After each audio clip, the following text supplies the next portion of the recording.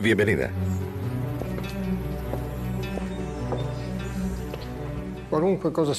Todo lo que se pueda decir sobre Jesús, sobre lo que dicen las escrituras de él, es que son sus penúltimas noticias.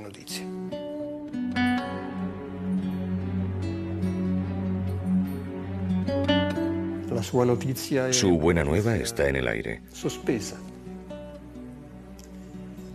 El cristianismo espera su llegada. Nosotros estamos en la prórroga. Jesús de Nazaret. Este nombre encierra uno de los argumentos más controvertidos y fascinantes de la cultura occidental. Es el argumento sobre el que más libros se ha escrito. Una figura que ha dejado una huella tan indeleble que no se puede pensar en escribir la historia de la humanidad sin tener en cuenta su existencia.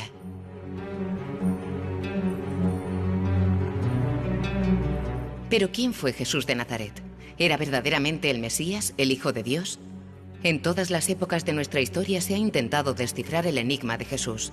También hoy nosotros intentaremos descubrir algo más de este misterio. Hay algo de sagrado en esta historia que es inexorable. Algo sagrado que está allí dentro y que no se puede leer con un sentido diferente.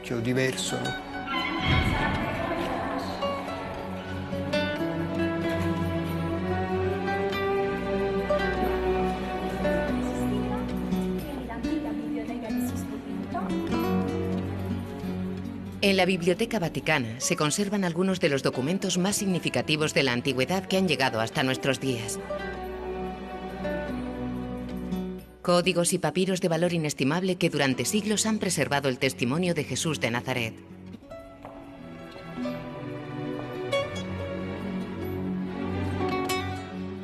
Textos indispensables que prueban su existencia histórica, punto principal sobre el que se erige el fundamento de la doctrina católica.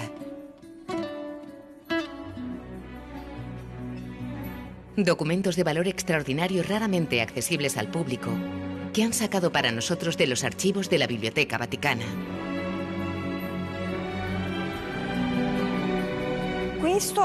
Este es un fragmento del Evangelio de San Lucas y de San Juan. En la quinta línea aparecen las primeras palabras del Padre Nuestro.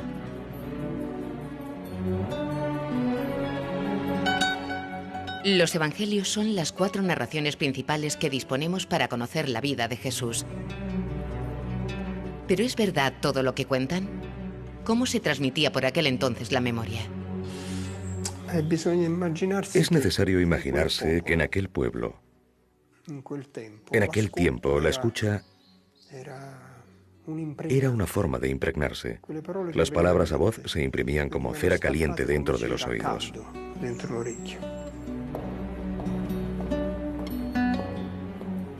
Este es el Códice B, siglo IV. Está escrito en griego y recoge el Nuevo y el Viejo Testamento. Son estos los textos con los que reconstruir la trama de una vida.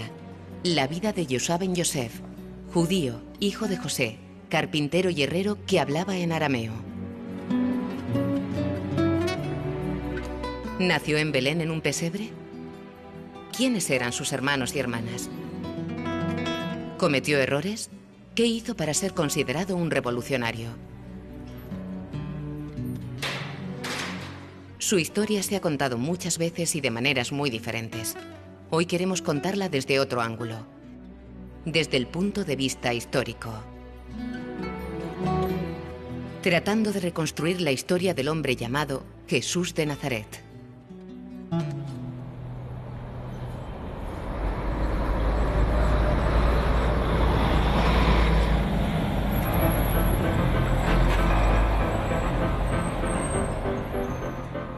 Desde el Vaticano, el lugar que mejor conserva su memoria, se inicia nuestro viaje.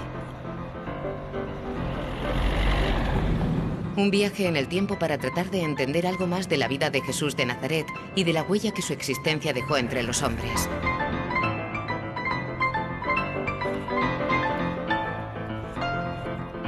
De la mano de los expertos más importantes en la materia, comenzamos esta investigación con una pregunta muy sencilla. ¿Qué quiere decir hoy hacer historia sobre Jesús de Nazaret? ¿Qué significa hablar del Jesús histórico?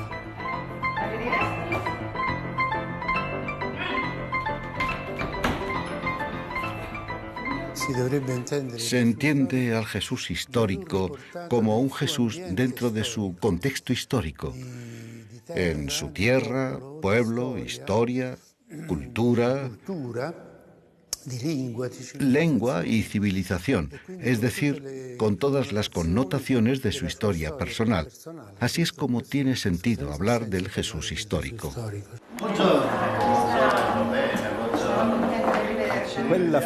Esa figura concreta que ha atravesado calles, ha hablado, se ha encontrado con personas, ha dejado una memoria histórica a través de los evangelios, y que es también historia. Esta figura es Jesús de Nazaret, y es una figura histórica concreta. El gran problema es el de la definición de criterios, científicos en este caso, que definan el rostro concreto según las coordenadas de la investigación historiográfica.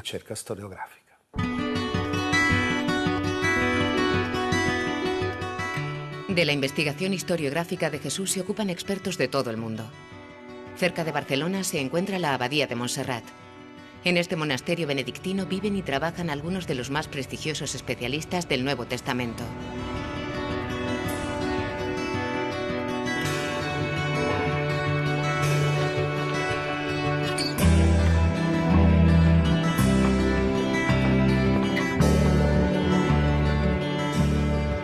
Hablar del Jesús histórico, en el fondo, es hablar del carácter distintivo de la fe cristiana, que no es una doctrina, no es solamente una teoría o una propuesta de vida, sino que es una persona. Volver al Jesús histórico es como afirmar que la religión no es teórica, sino que está vinculada a una persona. Por eso es tan importante hablar del Jesús histórico. Para conocer mejor a la persona de Jesús es necesario afrontar el problema de las fuentes.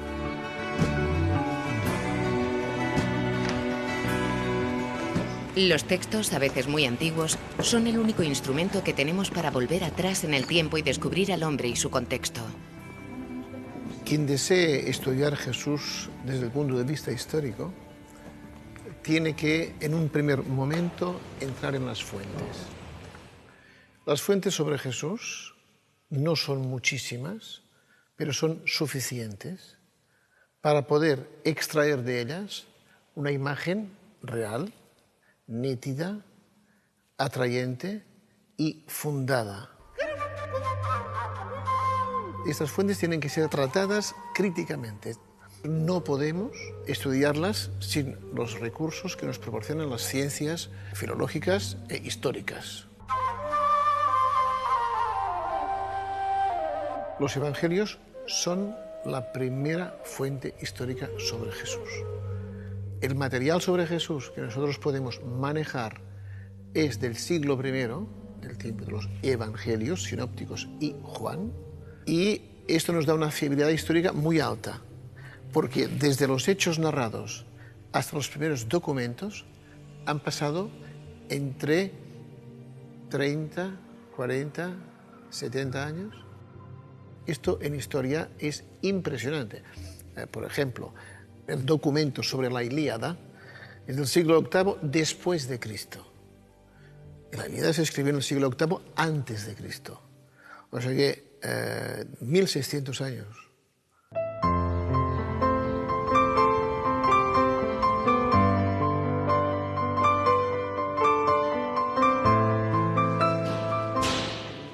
En la Abadía de Montserrat, los monjes custodian una extraordinaria colección de papiros antiguos encontrados en Egipto. Muchos de ellos provienen de un monasterio copto del siglo IV después de Cristo. Entre sus maravillas se encuentra un papiro del siglo II que contiene uno de los fragmentos más antiguos que se conservan del Evangelio de Mateo.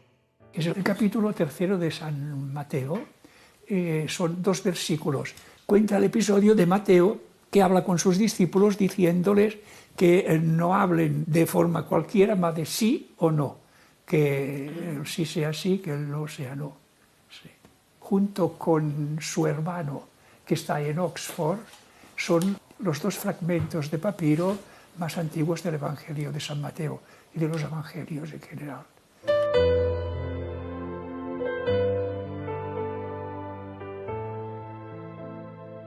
tiene una letra muy equilibrada, muy igual, y esto quiere decir que lo escribió un escriba de profesión. Esto quiere decir que los cristianos del siglo II, o un escriba se convirtió al cristianismo y lo hizo sin pagar, o pagaron a un escriba para que nos escribiera el Evangelio bien escrito.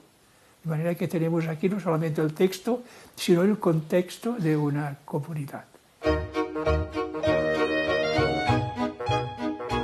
Durante siglos se ha pensado que los evangelios eran obras directamente inspiradas por el Espíritu Santo, escritas sin interrupción y en perfecta armonía entre ellas. Es una idea insostenible. Son la principal fuente histórica sobre Jesús de Nazaret y como tal tienen que ser consideradas por la crítica historiográfica, que debe distinguir entre lo que puede ser atribuido a Jesús y lo que ha podido ser añadido por las comunidades cristianas primitivas. La exégesis histórico-crítica analiza los textos intentando encontrar en ellos el sentido. Y una pregunta, naturalmente, es esta. El texto habla sobre Jesús. ¿Hay algo en este texto que sea un desarrollo posterior de lo que Jesús dijo? Esta pregunta es legítima. Lo que se dice en el Evangelio responde a una lógica, es decir, si Jesús no hubiera dado un impacto grandísimo a sus discípulos, sería imposible explicar el Evangelio.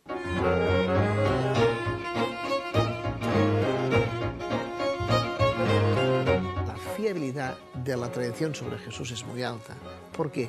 Porque los que la transmitieron no deseaban falsificarla. Al contrario, cuando yo quiero transmitir algo que para mí es muy importante, ¿por qué tengo que cambiarlo?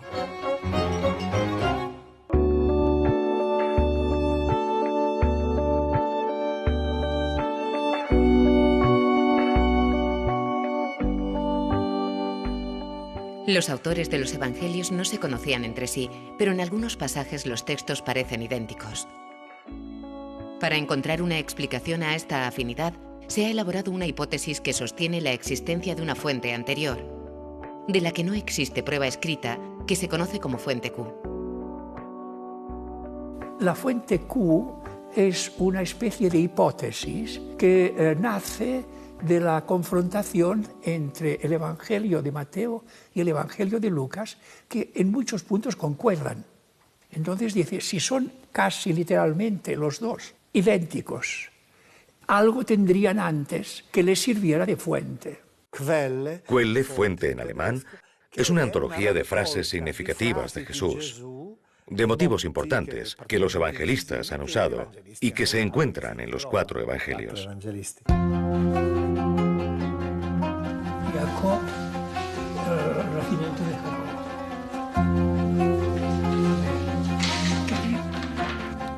Los evangelios canónicos no son la única fuente fiable.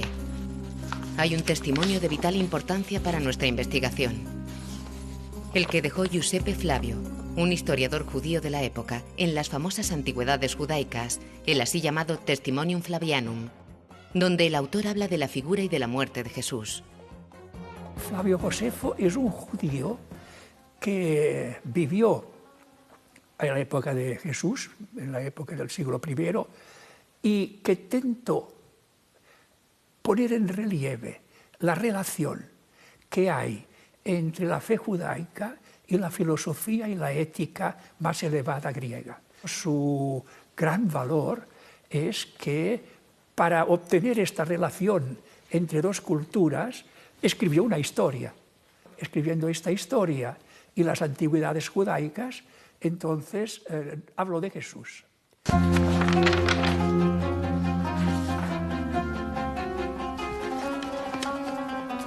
Fuit autem eisdem temporibus Iesus, sapiens vir. Existió en aquellos tiempos Jesús, un hombre sabio, pero no sé si podemos decirle hombre. Aquí no tenemos al Jesús de los evangelios. Es un Jesús visto desde el lado judío, desde un judío que no es un rabino. Es decir, no está mediatizado por una cierta oposición a Jesús. Y convirtió a muchos judíos y a muchos gentiles. Christus hic erat, era el Cristo.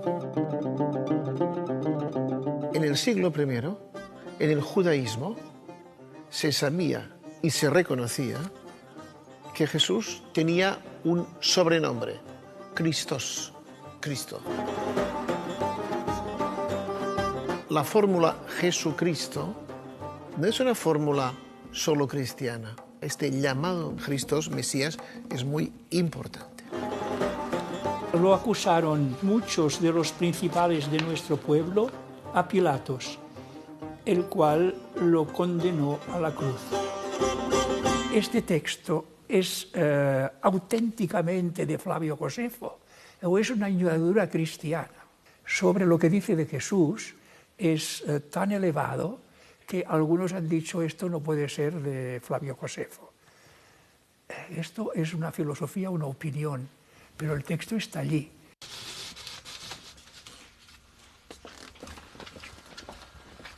Otras fuentes, los rabinos, los adversarios de Jesús, que continúan siéndolo aún después de pasados 100 y 200 años.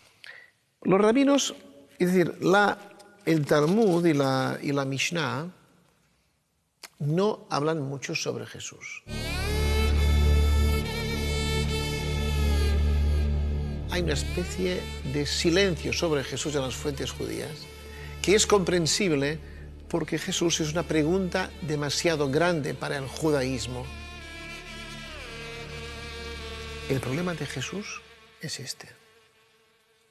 Lo que él dijo e hizo venía de Dios o no. Esta es la pregunta de los rabinos. Es decir, el dictamen sobre Jesús, ¿cuál debe ser?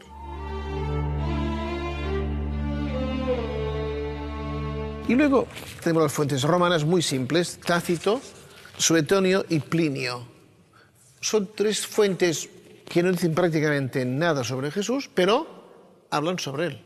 Quien quiera afirmar que Jesús no existió, tiene que explicar por qué Tácito escribió esto, o Suetonio, o Plinio el joven.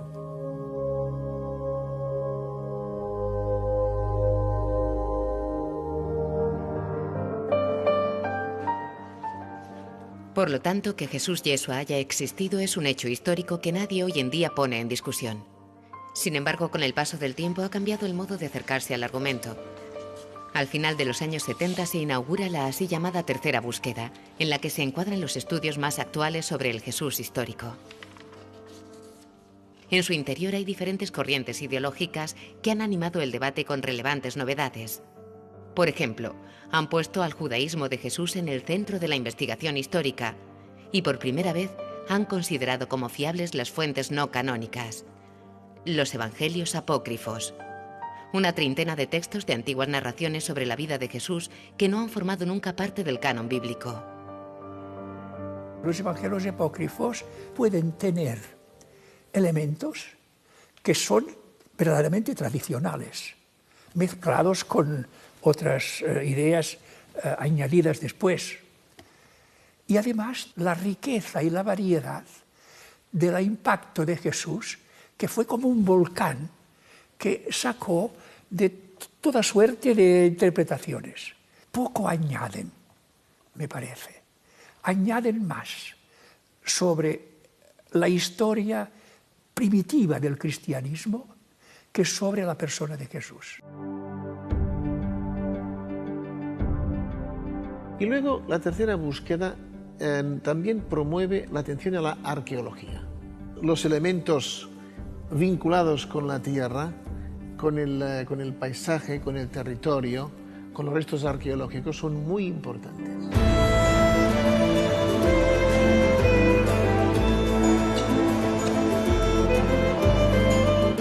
Y en busca del paisaje y de los restos arqueológicos se inicia nuestro viaje en Tierra Santa, la tierra de Jesús.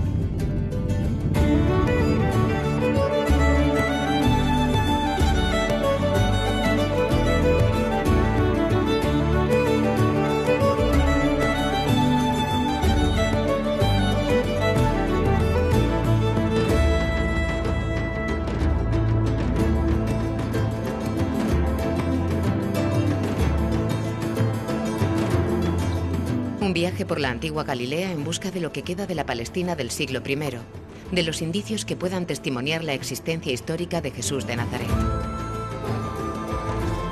Cómo han cambiado y cómo se han conservado los lugares que Jesús conoció, que recorrió y miró con sus propios ojos. Una larga peregrinación por los lugares sagrados que desde hace siglos veneran los cristianos de todo el mundo en busca de alguna huella que demuestre su tránsito entre los hombres. En este sentido, los descubrimientos arqueológicos realizados en Tierra Santa han sido de vital importancia en la reconstrucción del entorno de Jesús de Nazaret.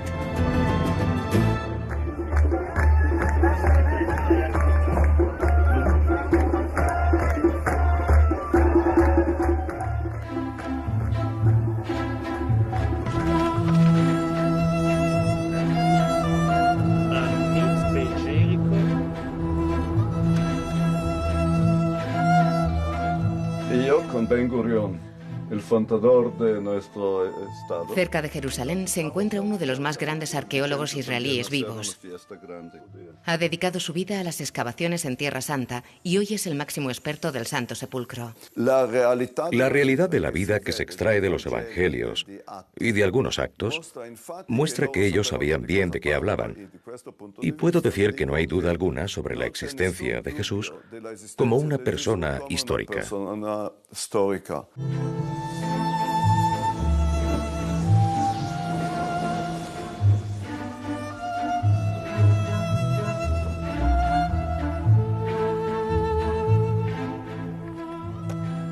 Hoy no hay duda alguna, pero en el pasado ha habido autores que negaron su existencia considerándolo solo una invención de los evangelios. Por lo que concierne a los hallazgos arqueológicos, no existe ninguna prueba directa de su existencia. En el Museo Arqueológico de Israel se conservan algunos osarios de la época que contienen escrita la palabra Jesús, pero no son una prueba. Hay un osario que dice Jesús, hijo de José, y otro Judas, hijo de Jesús. Hay varios. Jesús era un nombre muy popular. Por eso no es extraño encontrarlo.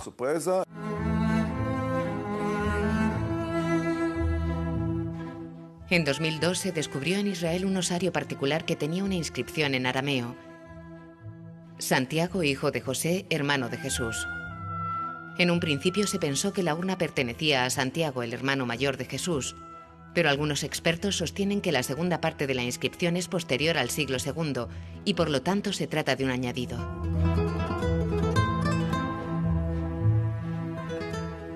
Habría sido esta la prueba más antigua de su existencia.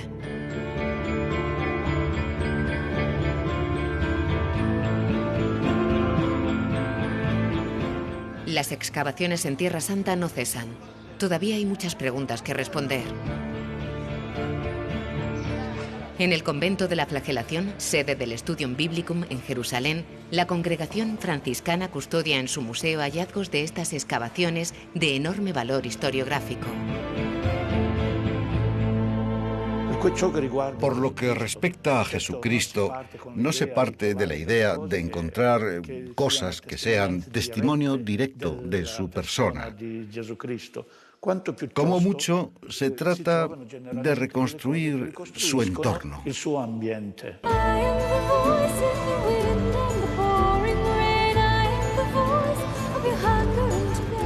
Reconstruir el ambiente en el que vivió Jesús no es fácil. La primera etapa de nuestra investigación es Nazaret, su ciudad de origen.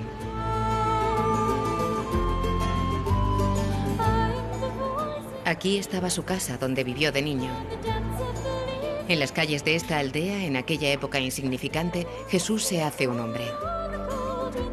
Es necesario hacer un gran esfuerzo para retroceder en el tiempo e imaginarlo caminando entre las pocas piedras que han quedado de aquella época. De hecho, no está claro que sean estos los verdaderos lugares o si son lugares de culto impuestos por la tradición. En realidad, sobre el inicio de su vida no hay noticias ciertas, y muchos historiadores ponen en tela de juicio los testimonios que nos han llegado. Los evangelios cuentan poco, y las historias sobre su infancia están influidas por la fe de los evangelistas.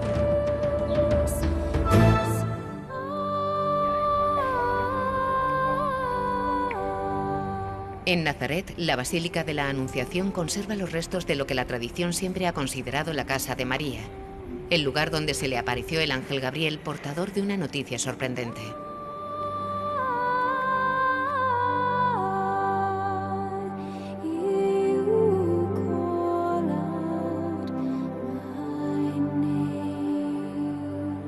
Los arqueólogos de la congregación franciscana han encontrado entre los hallazgos una inscripción con caracteres griegos que dice Aire María, probablemente del siglo IV, que confirmaría la autenticidad del lugar. El escrito más famoso, que data del siglo IV, presenta el nombre de María precedido por una abreviación interpretada como parte del saludo del ángel. Jaire quiere decir alégrate, oh María.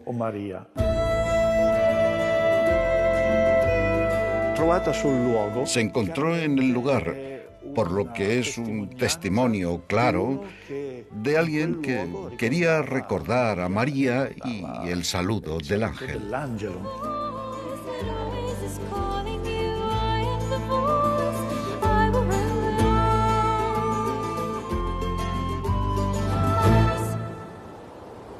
Sobre el nacimiento de Jesús, las noticias son verdaderamente escasas.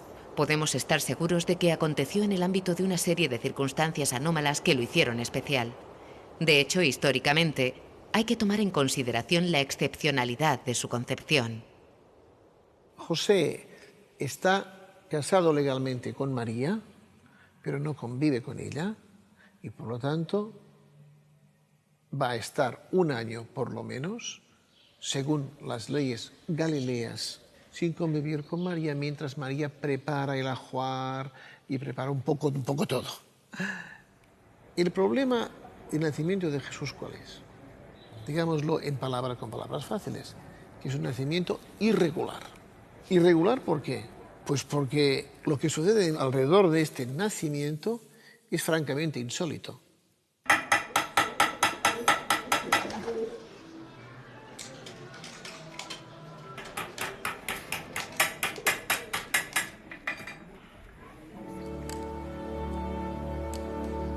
Así nació Jesús el Mesías.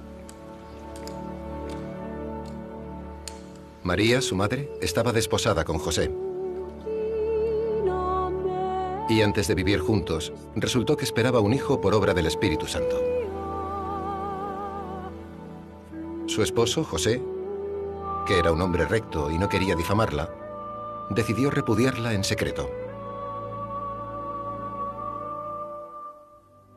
Pero apenas tomó esta resolución, se le apareció en sueños el ángel del Señor, que le dijo: José, hijo de David, no tengas reparo en llevarte contigo a María, tu mujer, porque la criatura que lleva en su seno viene del Espíritu Santo. Dará a luz un hijo, y le pondrás de nombre Jesús, porque él salvará a su pueblo de los pecados. José hizo lo que le había dicho el ángel del Señor y se llevó a su mujer a su casa.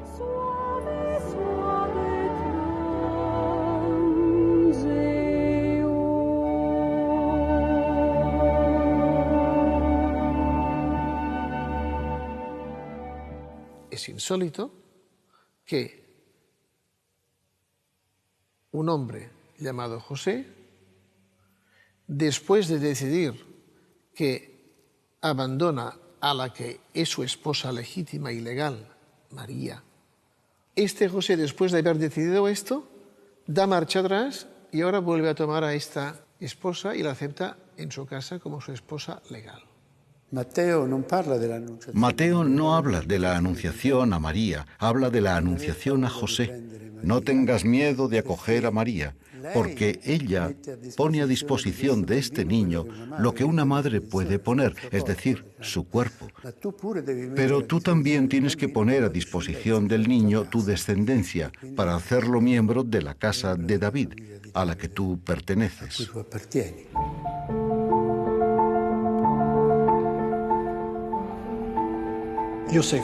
José en hebreo quiere decir el que añade. Él añade su fe. Cree en Miriam.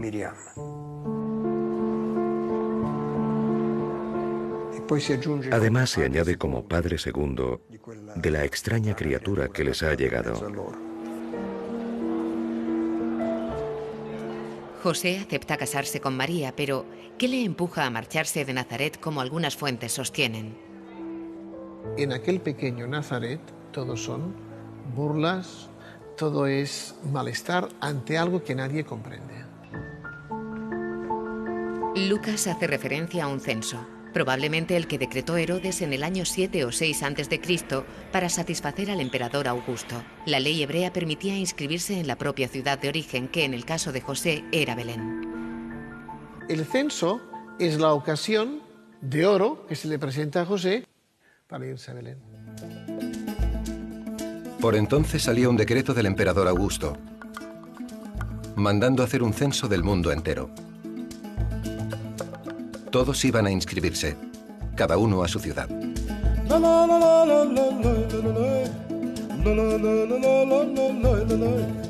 También José, que era de la estirpe y familia de David, subió desde la ciudad de Nazaret, en Galilea, a la ciudad de David que se llama Belén, en Judea, para inscribirse con su esposa María, que estaba encinta.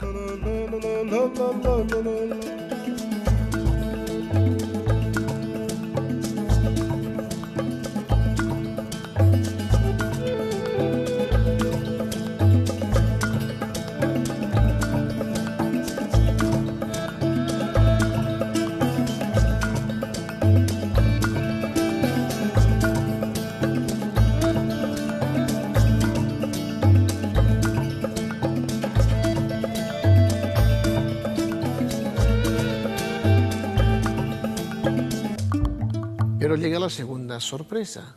Cuando llega a Belén José, se encuentra con que de esto nada. Es decir, que no le acoge nadie. ¿Por qué?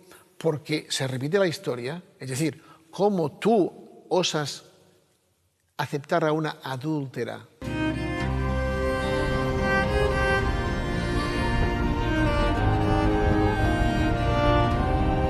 Lo que es cierto es que Jesús nace como un rechazado. Con seguridad Jesús nació en los tiempos de Herodes. Si Herodes muere en el año 4 a.C., no se puede situar su fecha de nacimiento después del año 7 o 6 a.C.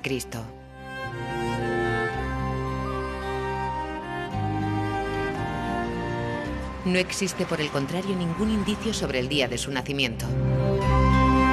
No tenemos certeza ni siquiera del lugar donde nació. Solo 2 de los 4 evangelistas hacen referencia a la infancia de Jesús, Lucas y Mateo. Ambos concuerdan con que Jesús nació en Belén, pero difieren sobre el lugar. Mateo habla de una casa, la casa donde viven José y María. Nació en la ciudad de David, pero no en una gruta bajo el frío y el hielo, porque así no se trataba, según la hospitalidad oriental, sino más bien en el fondo de una casa tipo cueva, es decir, en un lugar más resguardado, más cálido, más adecuado para una primeriza que tiene que dar a luz.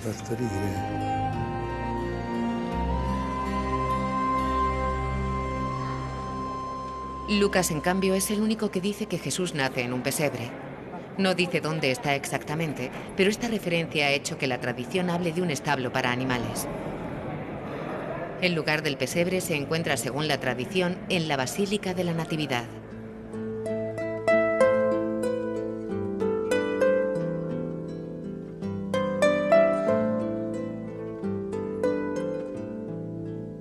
Estando allí, le llegó el tiempo del parto.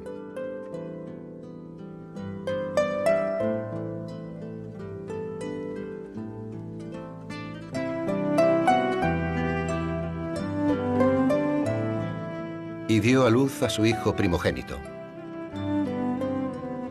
Lo envolvió en pañales y lo acostó en un pesebre, porque no encontraron sitio en la posada.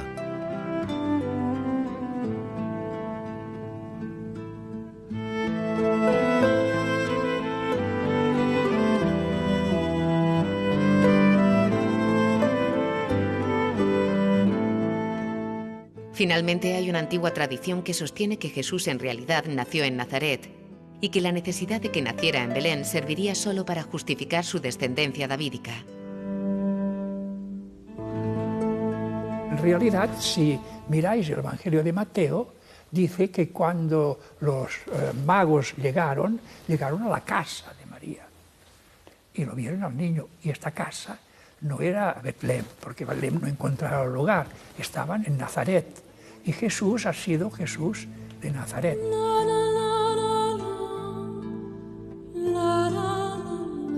De manera que no sabemos exactamente la fecha de su nacimiento, no sabemos exactamente el lugar exacto de su nacimiento, no sabemos si fueron a Egipto o no fueron a Egipto.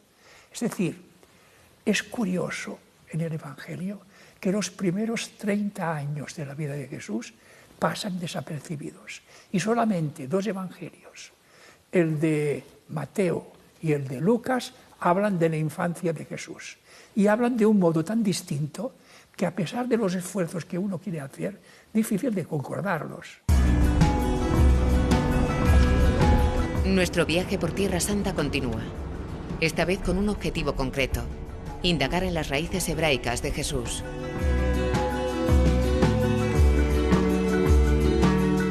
Jesús de Nazaret es, sobre todo y ante todo, un auténtico judío. Para los estudios de la tercera búsqueda, su hebraísmo es la clave principal para acceder a él y a su mensaje. Si no se tiene en cuenta que Jesús es un judío entre los judíos, no se puede comprender el efecto y las repercusiones de su predicación. Jesús es un judío y todos los evangelios lo presentan como el Mesías de Israel. Por lo tanto, todo lo que él ha dicho y hecho conscientemente es por y para Israel. Jesús nace en el seno de una familia judía y como tal ha crecido. En Nazaret viven alrededor de 300 personas, los nazarenos o nazaríes, algunos de ellos descendientes directos de la estirpe de David, observadores severos de los principios religiosos.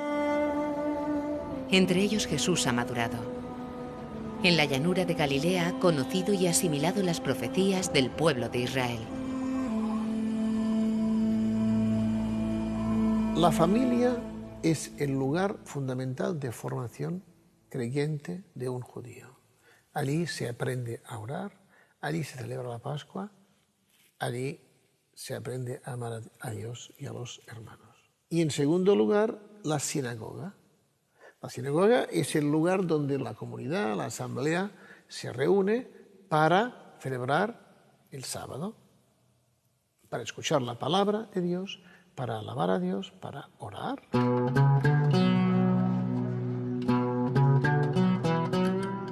Como todas las familias judías, también la suya parece que ha sido una familia numerosa. El Evangelio de Marcos habla de 4 hermanos y de al menos 2 hermanas. Sobre el tipo de parentesco existen como mínimo 2 interpretaciones. En el Evangelio de Santiago se dice que José ya tenía hijos de un primer matrimonio.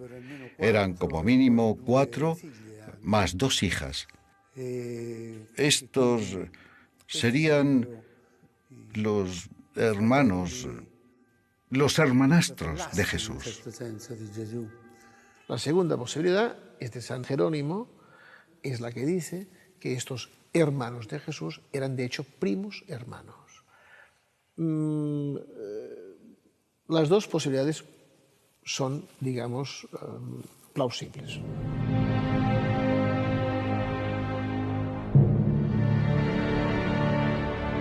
El mundo de Jesús es el de la Palestina del siglo I. Es una zona predominantemente judaica y fundamentalmente rural que comprende las regiones de Judea, Perea y Galilea. Es un momento histórico de crisis. Los romanos dominan políticamente el territorio y ejercen un férreo control a través de la figura de Herodes y de su familia.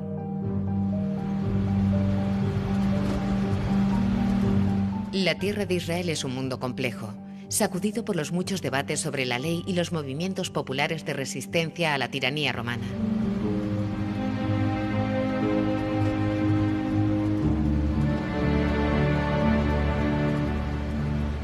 Desde el punto de vista religioso hay un gran fervor. La gente común anhela la llegada de alguien que ponga fin a la sumisión en la que viven, lo que facilita el nacimiento de movimientos religiosos de tipo profético. Do you know the road to Qumran? En 1947 se descubrieron en el interior de 11 grutas, cerca de las ruinas del asentamiento de Qumran, los manuscritos del Mar Muerto. Alrededor de 900 documentos de gran significado histórico, algunos de ellos todavía sin traducir, que contienen manuscritos anteriores al siglo I a.C. Gracias a este descubrimiento se sabe que los esenios eran un grupo muy crítico hacia los sacerdotes del templo que decidieron alejarse de Jerusalén. Encerrados en su comunidad, esperan la llegada del Mesías.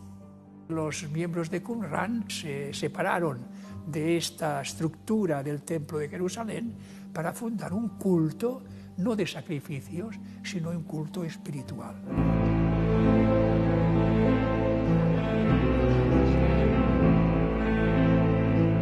En la École Biblique de Jerusalén se encuentra uno de los mayores expertos en el mundo de los esenios de Qumran y de los rollos del Mar Muerto.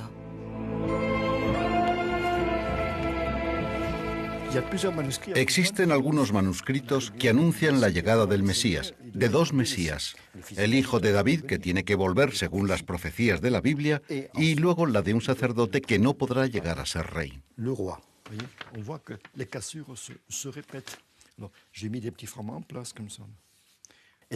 En el Nuevo Testamento se ve cómo Jesús reúne en su persona las dos figuras, el título de Rey de los Judíos, causa de su condena, y al mismo tiempo el título de Gran Sacerdote.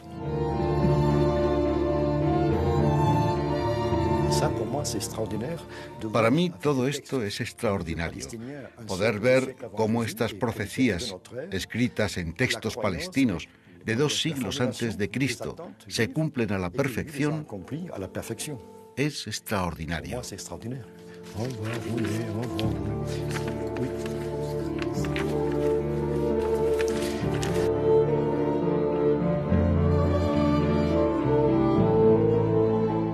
Este movimiento de Qumran, con Juan Bautista y con Jesús, que son movimientos contemporáneos. Esto quiere decir que en Palestina, a la época de Jesús, había una vitalidad religiosa extraordinaria.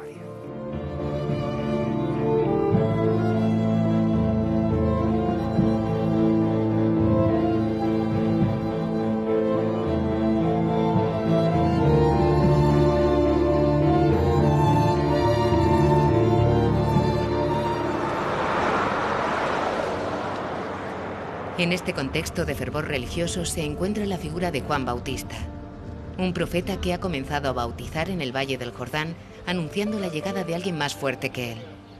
Hemos llegado al Jordán, el presunto lugar del bautismo. Aquí se sigue discutiendo todavía hoy, 2000 años después, cuál es la orilla donde se bautizó a Jesús, si la de la parte israelí cerca de Jericó, en la orilla occidental del río, o por el contrario si tuvo lugar en la orilla oriental, en la parte del territorio de Jordania. Ambos puntos son hoy destino frecuente de creyentes cristianos de todo el mundo.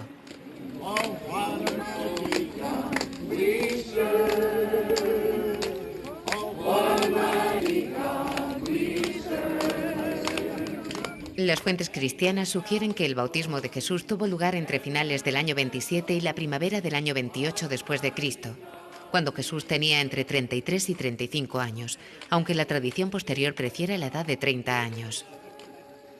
El encuentro con el Bautista marca el verdadero inicio de la historia de Jesús. Es el primer episodio que los 4 evangelistas testimonian directamente.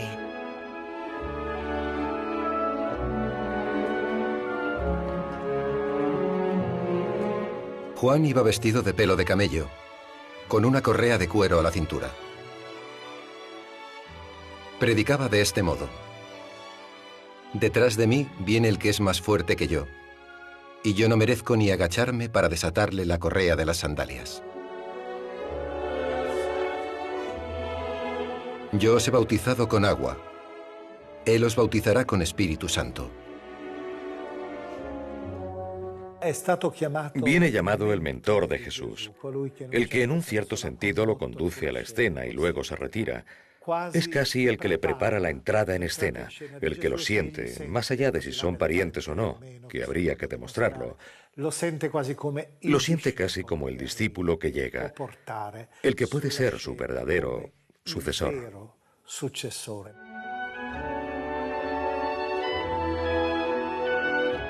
Jesús fue de Galilea al Jordán y se presentó a Juan para que lo bautizara. Juan intentaba disuadirlo, diciéndole: ¿Tú acudes a mí si soy yo quien necesito que tú me bautices? Jesús le contestó: déjalo ya, que así es como nos toca a nosotros cumplir todo lo que Dios quiera. Mateo parece dejar a entender que Juan sabía un poco quién era. En Marcos y en Lucas esto no aparece, ese texto no existe allá. Después hay otra tradición, la que dice que Jesús y Juan eran primos hermanos. Bueno, yo dejaría la puerta abierta, porque no veo que haya concordancias entre las fuentes. En todo caso, Jesús sabía quién era el Bautista. Esto es lo importante.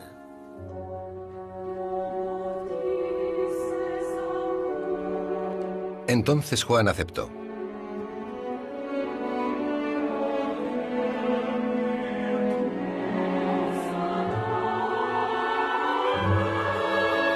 Una vez bautizado, se abrió el cielo y vio al Espíritu de Dios bajar como una paloma y posarse sobre él.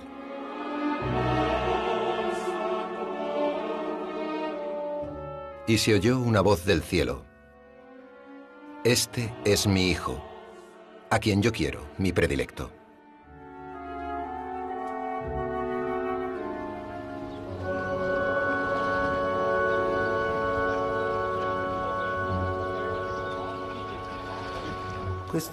Esto permite a Jesús entender no solo que debe seguir adelante, que es el momento en el que el Padre lo invita a comenzar su misión, también le indica el modo en el que debe hacerlo, dando a conocer la salvación en el perdón de los pecados. Juan ejerce una gran fuerza de atracción hacia Jesús, y en el Jordán será su discípulo durante varios meses. Jesús sigue al Bautista durante algunos meses, según el Evangelio de Juan, que dice: el que estaba contigo, por lo tanto lo siguió. A un cierto punto empezó él mismo a bautizar a sus discípulos y de algún modo se separó del Bautista, pero siempre respetándolo como el precursor del movimiento que él debía llevar a cabo.